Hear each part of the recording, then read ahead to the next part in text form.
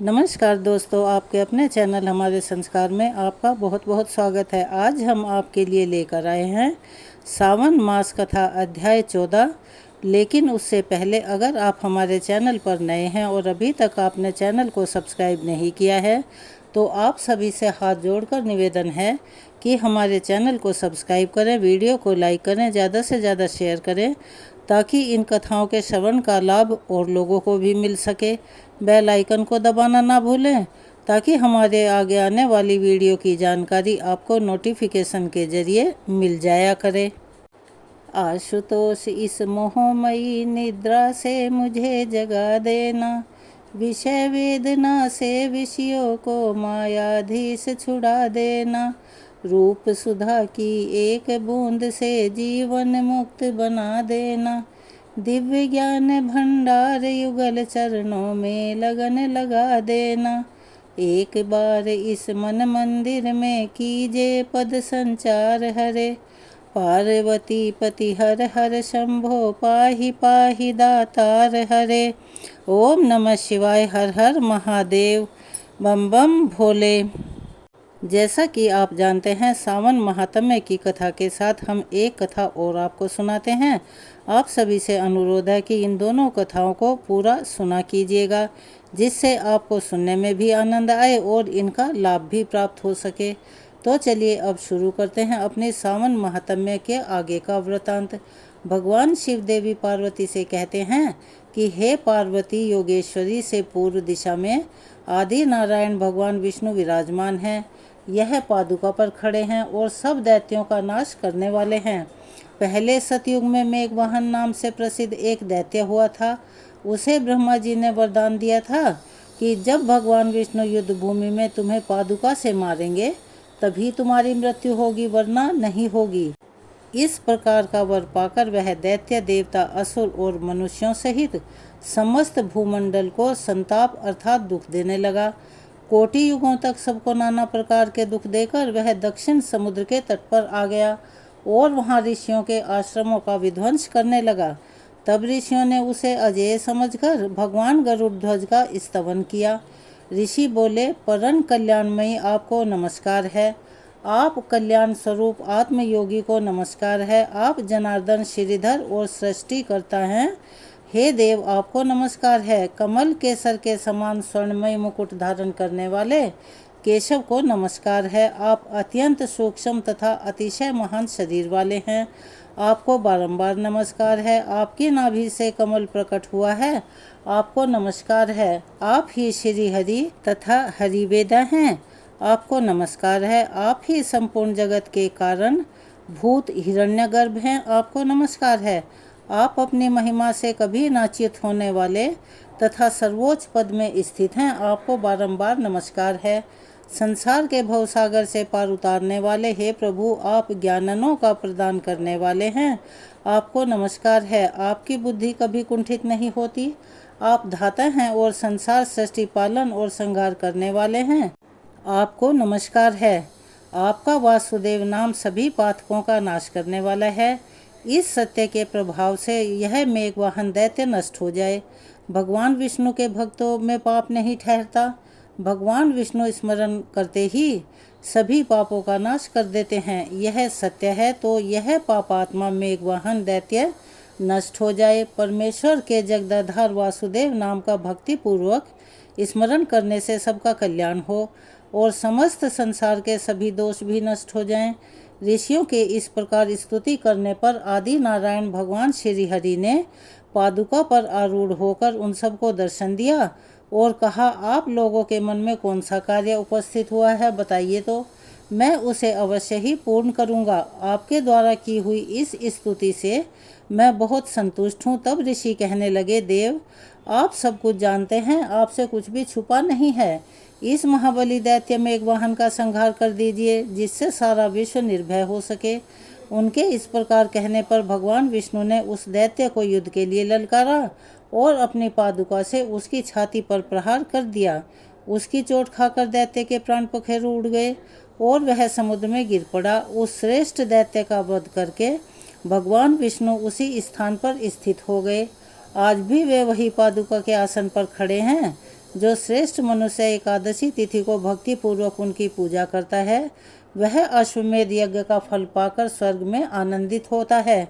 जिनके हृदय में भगवान आदि नारायण विराजमान रहते हैं, उनके लिए कलयुग में भी सतयुग है। महादेव जी कहते हैं, देवी आदि नारायण से 3 धनुष पश्चिम महानदी सन्निहिता विराज रही हैं।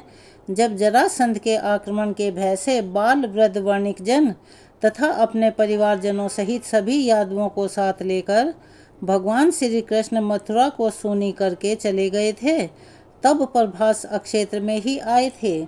वहां उन्होंने रहने के लिए समुद्र से स्थान मांगा। इसी समय सूर्य ग्रहण लग गया। तब भगवान जनार्दन ने यादवों से कहा कि मैं परम पवित्र सन्निहित नामक इस सरोवर को यहाँ लाऊंगा। उनके इतना कहते ही धरती फोड़कर शुभ जल का प्रवाह प्रकट हो गया। यह देखकर बलराम जी तथा साम आदि सभी यादवों ने उसमें ग्रहण स्नान किया। उसमें स्नान करने से अग्निष्ठोम यज्ञ का फल मिला। वहाँ एक एक आहुति देने से कोटि होम का फल मिलता है। उस स्थान में रहकर अगर कोई मंत्र जप करता है तो उससे एक एक जप का कोटि कोटि गुना फल मिलता है। सन्निहिता के दक्षिण तट पर पांडवेश्वर लिंग है, जिसकी स्थापना 5 पांडवों ने की थी। वनवासी पांडव जब अज्ञातवास में थे, तब तीर्थ यात्रा के प्रसंग से प्रभास क्षेत्र में आए। उस समय चंद्र ग्रहण का पर्व था। उसी अवसर पर उन सब ने सन्निहिता के किनारे पांडवेश्वर की स्थापना की। मार्कंडेय मुनियों तथा श्रेष्ठ ब्राह्मणों को ऋत्विज बनाकर उन्होंने वैदिक मंत्रों से मुझ शिव का अभिषेक करवाया। ऋषियों ने उस लिंग का महात्म बताते हुए कहा कि जो लोग इस पांडव पूजित लिंग की अर्चना करेंगे, वे देवता, दानव तथा राक्षसों के लिए भी पूजनीय होंगे। श्रद्धा पूर्वक इसका पूजन करने से उन्हें अश्वमेध यज्ञ का फल मिलेगा। जो पूरे माघ भर सन्निहिता कुंड में स्नान कर पांडवेश्वर की पूजा करता है, वहाँ साक्षात पुरुषोत्तम होता है। इस लिंग के दर्शन से भी पाप के सहस्त्र टुकड़े हो जाते हैं। पार्वती इस प्रकार श्रद्धापूर्वक यात्रा करके मनुष्य प्रभास अक्षेत्र के 11 रुद्र के समीप जाएं। मनुष्यों से जो 11 इंद्रियों द्वारा 11 प्रकार के पाप बन जाते हैं, उन सब का यहाँ 11 रुद्र के पूजन से ही नाश हो जाता है। संक्रांति अयन, चंद्र ग्रहण, सूर्य ग्रहण तथा अन्यान्य पुण्य तिथियों में भक्ति भाव से क्रमशः 11 रुद्रों का पूजन करना चाहिए। कली में इन 11 रुद्र के नाम इस प्रकार हैं: भूतेश, नील, रुद्र, कपाली, वृषवाहन, त्र्यंबक, घोरनामा, महाकाल, भैरव, मृत्युंजय, कामेश और योगेश। पार्वती, यह जो 11 रुद्र बताए गए हैं, इनका रहस्य भी सुनो। इनमें 10 तो 10 प्राणवायु हैं और एक आत्मा है। प्राण, अपान, समान, उदान, व्यान, नागकूर्म, कर्कल, देवदत्त और धनंजय, यही 10 प्राणवायु कहे गए हैं। रुद्र में आदिदेव सोमेश्वर भी हैं। उनकी भूतेश्वर नाम से विधिवत पूजा करनी चाहिए। उन्हें पंचामृत से स्नान कराकर सद्योजात मंत्र से मनोहर पुष्पों द्वारा पूजन करना चाहिए। भक्ति पूर्वक सदाशिव का ध्यान करते हुए 3 बार परिक्रमा और साष्टांग प्रणाम करें। महातत्व से लेकर विशेष पर्यंत जो 25 भूतगण बताए गए हैं, उन सब के ईश्वर होने से इन शिव को भूतेश्वर कहते हैं। भूतेश्वर का पूजन करके मनुष्य अविनाशी मोक्ष को प्राप्त होता है। महादेव जी कहते हैं, सोमेश्वर से वायव्य कोण में 60 धनुष की दूरी पर चंद्रेश्वर लिंग है।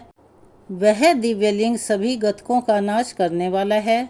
चंद्रेश्वर का दर्शन करके मनुष्य 7 जन्मों के समस्त पापों से मुक्त और कृतकृत्य हो जाता है। प्राचीन काल में यह पृथ्वी दैत्यों के भार से पीड़ित होकर गौ का रूप धारण करके प्रभास क्षेत्र में आई और उसने भक्ति भाव से उत्तम शिवलिंग की स्थापना की। इससे मैं प्रसन्न हुआ और उससे बोला, भूदेवी, भगवान विष्णु के हाथ से मारे जाकर यह सभी दैत्य नष्ट हो जाएंगे और तुम्हारा भार भी उतर जाएगा। तुमने जो यह परम सुंदर शिवलिंग स्थापित किया है, यह संसार में धरित्रीश्वर के नाम से विख्यात होगा। इस लिंग में मैं सदैव निवास करूंगा। भादव मास के कृष्ण पक्ष की तृतीया को जो मनुष्य इस शिवलिंग का पूजन करेगा, वह निश्चय ही अश्वमेध यज्ञ का फल पाएगा। केवल इस लिंग के पूजन से ही सब तीर्थों में स्नान का और सभी प्रकार के दानों का फल मिल जाएगा। इसके चारों ओर 16 धनुष तक इसी का अक्षेत्र होगा और यह अक्षेत्र समस्त प्राणियों को मोक्ष प्रदान करेगा। इस क्षेत्र में मरने वाले प्राणी उत्तम गति को प्राप्त होंगे। ऐसा कहकर हे देवी, मैं वहां से अंतर्ध्यान हो गया। इसके बाद 12 कल्प में किसी समय दक्ष के श्राप से चंद्रमा राजयक्ष्मा से पीड़ित होकर क्षीण होने लगे। तब वे समुद्र के निकट प्रभास क्षेत्र में आए और इस पृथ्वी पर लिंग का दर्शन करके इसके प्रभाव को जानकर इसी की आराधना में तत्पर हो गए। इसके महात्म्य से चंद्रमा का पाप जनित रोग दूर हुआ। तब से इसका नाम चंद्रेश्वर हो गया। इसके बाद जहाँ चक्रधर विष्णु तथा दंडपानी गणेश दोनों एक स्थान पर स्थित हैं, वहाँ की यात्रा करें। जो मनुष्य भक्ति भाव से क्रमशः उन दोनों की पूजा करता है, वह पाप से मुक्त होकर मेरे लोक में जाता है। जो माघ मास की चतुर्दशी और कृष्ण पक्ष की अष्टमी को गंध पुष्प धूप आदि उपचारों से दंडनायक की पूजा करता है, उसे कभी विघ्न नहीं होता। जो एकादशी तिथि को निराहार रहकर चक्रपाणी का पूजन करता है, वह सभी पापों से मुक्त होकर भगवान विष्णु के लोक में जाता है। इन दोनों के उत्तर और बाल रूपधारी ब्रह्मा से वायव्य कोण में सांब के द्वारा स्थापित देवेश्वर सांबादित्य का स्थान है। प्रभास क्षेत्र में जो साम नामक पुर है, वही सूर्य नारायण का द्वितीय स्थान है। वहाँ भगवान सूर्य 12 स्वरूप में विभक्त हो सदा सबके कल्याण के लिए निवास करते हैं और भक्तों द्वारा दी हुई पूजा को ग्रहण करते हैं। जो मनुष्य इन 12 नामों वाले सूर्य देव की स्तुति करेगा, उसकी 7 जन्मों की दरिद्रता नष्ट हो जाएगी। आदित्य, सविता, सूर्य, मेहर, अर्क, प्रतापन, मार्तंड, भास्कर, भानु, चित्र भानु, दिवाकर तथा रवि, यह सूर्य देव के सामान्य नाम हैं। विष्णु, धाता, भग, पूषा, मैत्र, इंद्र, वरुण, अरमय, विवस्वान, अंशुमान, त्वष्टा तथा पर्जन्य, यह 12 स्वरूपों के विशेष नाम हैं। यह सभी क्रमशः 12 महीनों में सूर्य मंडल में तपते हैं। चैत्र में विष्णु, बैसाख में अर्यमा, ज्येष्ठ में विवस्वान, आषाढ़ में अंशुमान, श्रावण मास में पर्जन्य, भाद्रपद में वरुण, आश्विन में इंद्र, कार्तिक में धाता, अगहन में मित्र, पौष में पूषा, माघ में भग और फाल्गुन में त्वष्टा तपते हैं। इस प्रकार प्रभास क्षेत्र में 12 देव विराजमान हैं। माघ शुक्ल पंचमी को एक भक्त व्रत, षष्ठी को नक्त व्रत और सप्तमी को सांबादित्य के समीप उपवास व्रत करके मनुष्य लाल चंदन मिश्रित कनेर के फूलों से सूर्य नारायण के लिए अर्घ और धूप देकर पूजा करें। शक्ति के अनुसार ब्राह्मण भोजन भी कराएं। जो इस प्रकार सांबादित्य का पूजन करता है, वह इस लोक में समस्त मनोवांछित फलों को पा लेता है। सावन मास महात्म्य की कथा को यहीं विराम देते हैं। इसके आगे का वृतांत आप हमारे अगली वीडियो में सुन पाएंगे। कृपया उसका इंतजार कीजिए। चलिए अब आपको सुनाते हैं नवग्रहों की कथा। ज्योतिष शास्त्र में नवग्रहों को बहुत ही महत्वपूर्ण माना जाता है, क्योंकि इन्हीं ग्रहों की चाल के कारण सभी राशियों के जीवन पर सकारात्मक या नकारात्मक प्रभाव पड़ते हैं। लेकिन इस कथा को सुनाने से पहले आपको नवग्रहों के माता पिता के बारे में भी बताते हैं कि इनके माता पिता कौन हैं। ज्योतिष विज्ञान में ग्रह और उनकी दशा का विशेष महत्व माना जाता है। यह सभी नवग्रह किसी न किसी क्षेत्र में, जैसे शिक्षा, ज्ञान, धन, लाभ, हानि, इनका प्रतिनिधित्व करते हैं। सबसे पहले ग्रह की बात करते हैं। सूर्य देव के पिता का नाम कश्यप है और इनकी माता का नाम आदिति है। पंच देवताओं में सूर्य देव का विशेष महत्व है। इनकी 2 पत्नियां हैं, जिनका नाम संध्या और छाया है। शनिदेव भगवान सूर्य के पुत्र हैं और यमराज और देवी यमुना भी इनकी संतान हैं। दूसरे ग्रह हैं चंद्र ग्रह। चंद्रदेव महर्षि अत्रि के पुत्र हैं और उनकी माता का नाम अनसुईया है। शास्त्रों के अनुसार चंद्रदेव की 27 पत्नियां हैं, जो 27 नक्षत्रों का प्रतिनिधित्व करती हैं। चंद्रदेव बुध ग्रह के पिता हैं। तीसरे ग्रह मंगल ग्रह को शास्त्रों में बताया गया है कि मंगल देव के पिता भगवान शिव हैं और भूदेवी इनकी माता हैं। मंगल पूरी तरह से ब्रह्मचारी हैं। मांगलिक दोष का संबंध भी इन्हीं ग्रह से होता है। चौथे नंबर के ग्रह हैं बुध ग्रह। बुद्ध देव के पिता चंद्र और देवी तारा इनकी माता का नाम है। बुद्ध देव को समस्त वेद और शास्त्रों का ज्ञान देव गुरु बृहस्पति से प्राप्त हुआ था और इनकी पत्नी का नाम इला है। चंद्र वंश का प्रारंभ भी इन्हीं से हुआ था।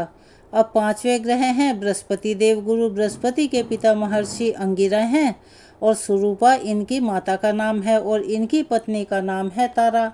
महाभारत काल में मुख्य भूमिका निभाने वाले गुरु द्रोणाचार्य इनके पौत्र माने जाते हैं। शास्त्रों में इन्हें देवताओं का गुरु भी बताया गया है। और इससे आगे के ग्रह हैं शुक्र ग्रह। शुक्र देव के पिता भृगु ऋषि हैं और काव्या इनकी माता का नाम है। इन्हें कठिन तप के कारण भगवान शिव से मृत संजीवनी विद्या प्राप्त हुई थी। इनकी पत्नी का नाम जयंती है, जिन्हें देवराज इंद्र की पुत्री के रूप में जाना जाता है। छठे ग्रह हैं शनि ग्रह। शनि देव भगवान सूर्य के पुत्र हैं और इनकी माता का नाम छाया है। लेकिन शनि का स्वभाव अपने पिता के गुणों से बिल्कुल विपरीत है। शनि देव कर्मों के अनुसार फल प्रदान करते हैं और इनकी पत्नी का नाम धामिनी है। सातवें ग्रह हैं। 7वें और 8वें ग्रह के रूप में राहु और केतु को जाना जाता है, जो कि समुद्र मंथन के समय अमृत पान करने से पहले तक स्वरभानु था, जिनके पिता का नाम विप्रचित है और इनकी माता का नाम सिंहिका है। राहु की 2 पत्नियां हैं, जिनका नाम नागवल्ली और नागकर्णी है। इनका वाहन काले अश्व वाला रथ है। वहीं स्वरभानु दैत्य के धड़ से केतु उत्पन्न हुए थे, जिनका वाहन चील है। तो यह था सभी नवग्रहों का परिचय। अब सुनिए नवग्रहों की कहानी। एक बार की बात है, किसी गांव में एक भाई बहन रहते थे। बहन का विवाह हो चुका था, तो एक दिन भाई अपनी बहन से मिलने के लिए उसकी ससुराल जा रहा था। रास्ते में भाई को एक सांप मिला और कहने लगा, मैं तुझे डसूंगा। भाई बोला, हे नाग देवता, मैंने ऐसा कौन सा अपराध किया है जो आप मुझे डसोगे? मैं तो अपने माता पिता का एक ही बेटा हूँ और अपनी बहन का एक ही भाई हूँ। मेरी पत्नी और मेरे बच्चे घर पर मेरा इंतजार कर रहे हैं, आप मुझे क्यों डसना चाहते हो? तब वह सांप बोला, तुम्हारे 9 ग्रहों की दशा लगी हुई है, इसीलिए मैं तुम्हें डस लूँगा। जब सांप किसी भी तरह से राजी नहीं हुआ तो वह बोला, ठीक है, मैं अपनी बहन के घर उससे मिलने जा रहा हूँ, जब वापस आऊँगा तो तुम मुझे डस लेना। लेकिन सांप बोला, क्या पता तुम वापस आते समय इस रास्ते से आओ या ना आओ, मैं तो तुम्हें अभी डसूंगा। तब वह लड़का बोला कि ठीक है, तुम ऐसा करो, मेरे इस थैले में बैठ जाओ, जब मैं अपनी बहन से मिलकर वापस आऊँगा तब तुम मुझे डस लेना। सांप ने उसकी बात मान ली और थैले में बैठ गया। लड़के ने ऊपर से बेलपत्र ढक दिए ताकि वह किसी को दिखाई न दे। फिर अपनी बहन के घर पहुंच गया। बहन उस समय 9 ग्रहों की कहानी कह रही थी। उसके भाई को आया हुआ देखकर भाई से कहा कि भाई, तुम थोड़ी देर बैठो, मैं पहले 9 ग्रहों की कहानी कह लूँ। तुम बैठो और मेरी कहानी भी सुनो। बहन ने कहानी कही, भाई ने कहानी सुनी। जीवों की, जानवर की, हाथी की, घोड़े की, कुत्ते की, बिल्ली की, भाई की, बहन की, घर के धनी की, बेटी जवाई की, देवरानी जेठानी की, सास ससुर की, संग की सहेली की, सबके ग्रह शांत हो जाएं। घर चले 8 पग, आदमी चले 4 पग, सांप बिच्छू भंवरे, सब आग में जले। ऐसे भाई को कहानी सुनाकर बहन खड़ी हो गई और भाई के पास रखे थैले को देखकर भाई से बोली, भाई थैले में क्या लाए हो? इससे पहले कि भाई कुछ कहता, उसने वह थैला उठाया और घर के अंदर ले गई। उसने थैला खोलकर देखा तो उसमें बेलपत्र, केले और संतरे बन गए और सांप एक चमचमाता हुआ हार बन गया। जब हार पहनकर वह बहन बाहर आई तो बहन के गले में चमचमाता हुआ हार देखकर भाई बोला, बहन, इतना कीमती हार तुम कहाँ से लाई हो? बहन बोली, भाई तुम ही तो लाए मेरे लिए। थैले में केले, संतरे और हार भी था। तो भाई ने सुना वह हैरान रह गया और बोला, बहन, उसमें हार नहीं बल्कि मेरी मृत्यु का सामान था। ऐसा कहकर उसने सारी बात अपनी बहन को बताई और फिर कहने लगा कि बहन, यह तेरे ही 9 ग्रहों की कहानी का प्रभाव है। जो वह सांप हार बन गया, अब यह हार तू ही रख ले।